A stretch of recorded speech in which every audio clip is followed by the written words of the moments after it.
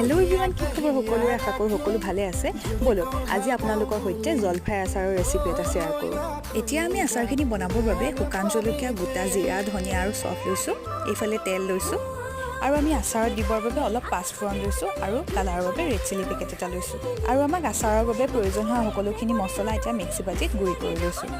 আনফালে আমি কেৰাহীখন পাতি অলপ তেল গৰম কৰি লৈছোঁ আৰু এইফালে আমি আগতে শুকুৱাই ৰখা জলফাইখিনিত সকলোখিনি মা মছলা যোগ কৰি দিছোঁ।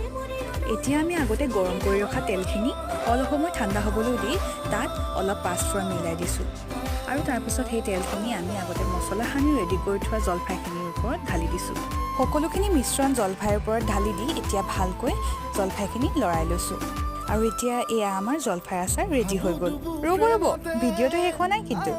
এইফালে জলফাই মিঠা আচাৰো বনাইছিলোঁ, কিন্তু ৰেচিপিটোহে শ্বেয়াৰ নকৰিলোঁ। সেইবাবে ভাবিলোঁ আপোনালোকক তাৰ কেইটামান ক্লিপকে দেখুৱাই দিওঁ। কেনেকুৱা হৈছে জনাব দেই। আজিলৈ